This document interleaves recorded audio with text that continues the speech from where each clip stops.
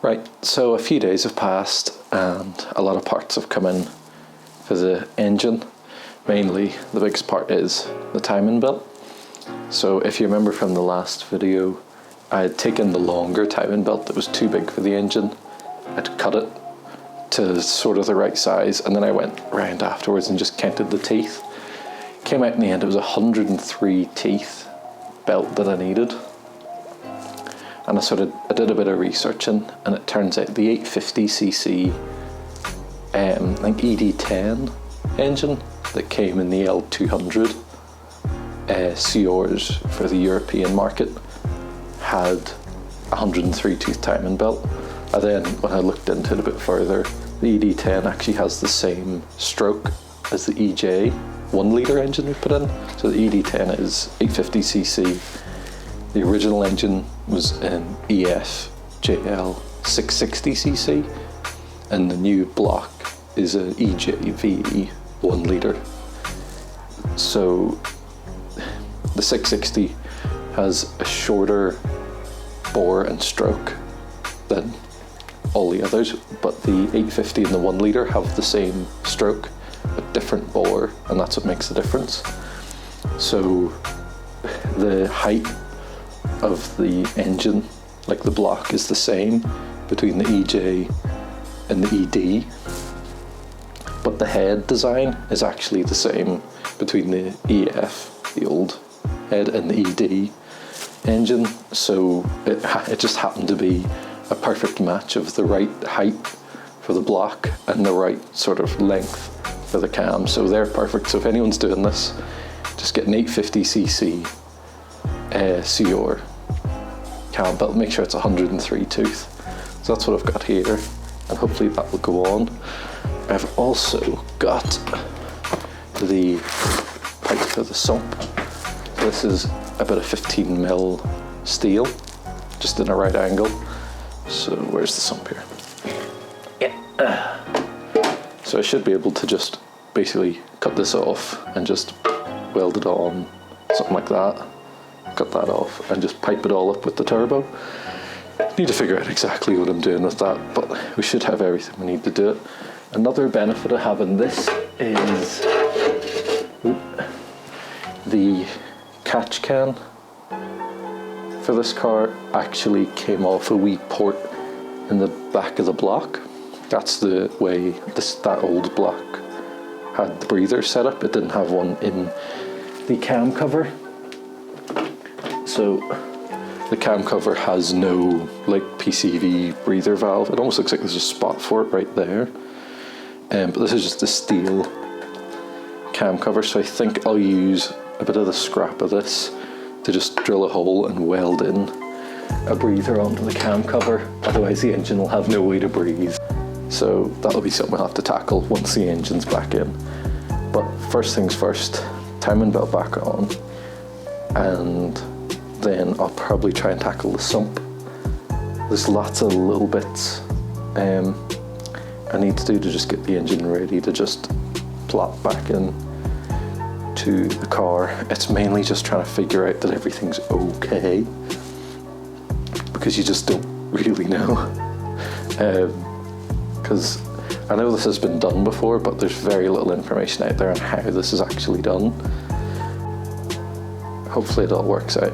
If it all goes to pop, I'm just going to put an ECU in it and call it a day. With doing the timing belt, I do have a feeling I'm going to have to make a small incision here and cut some of this out. One, the original plate for it does not match, so you can see there actually was a cutout for the tensioner there, but that's now no longer there.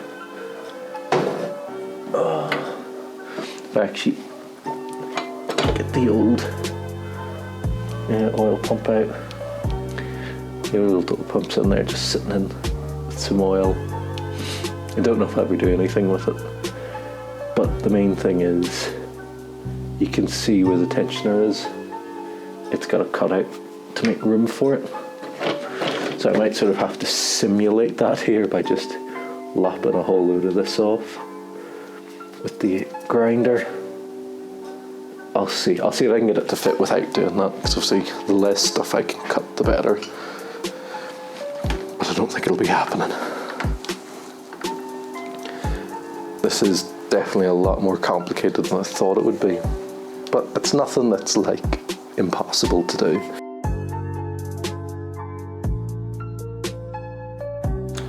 Yeah, that's definitely going to need trimmed.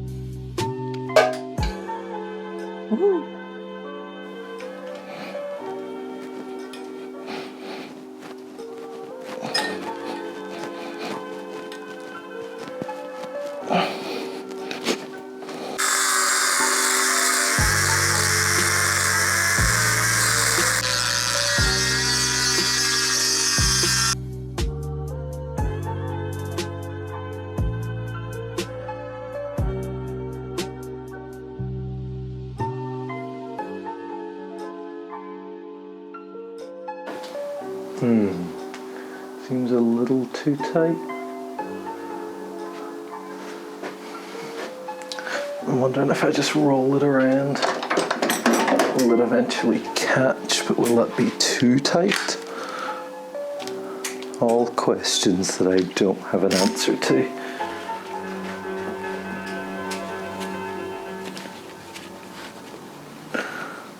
No, it's just a wee bit too short.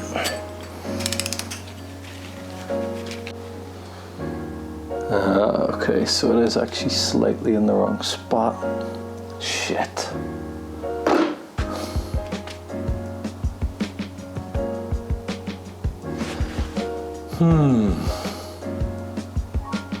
So it needs to be basically sat there.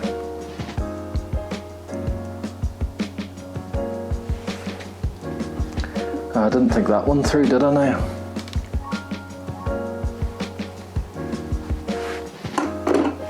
Yeah, so it's basically sat right there.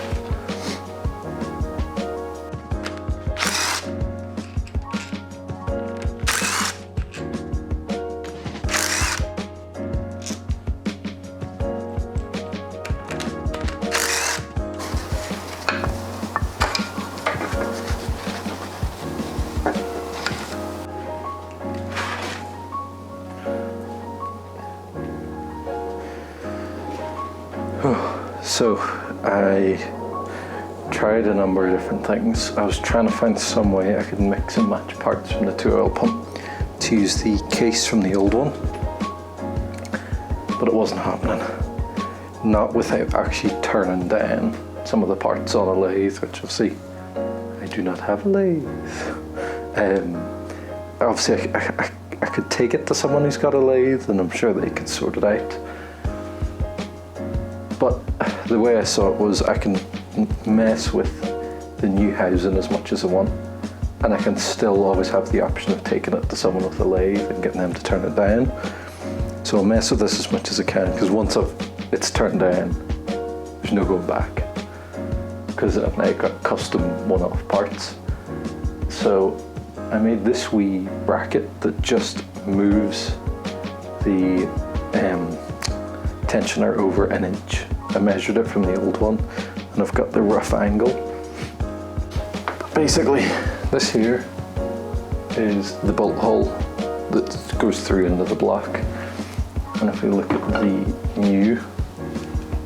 the old housing, that's that same bolt hole, and this is where the tensioner is supposed to go. So you can see it's about an inch over and a wee bit up. So what I've done is I've made this, and I've tapped this side and just drilled through here so that this can now fit in there, and it moves it over about the same amount. It's not an exact science, but thankfully the tensioner has a bit of swing in it, which can hopefully compensate for any mistakes in my measurements.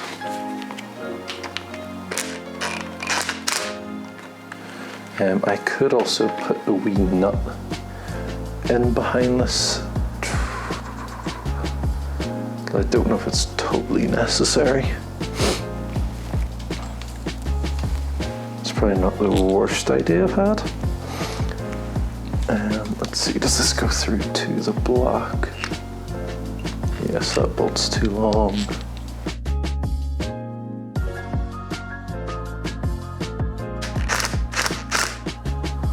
I think I've got it on, although I'm not sure how tight it should be.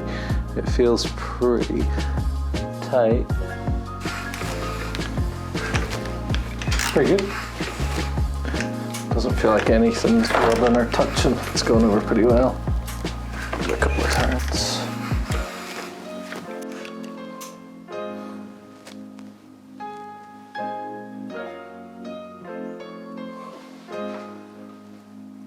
I think we got it.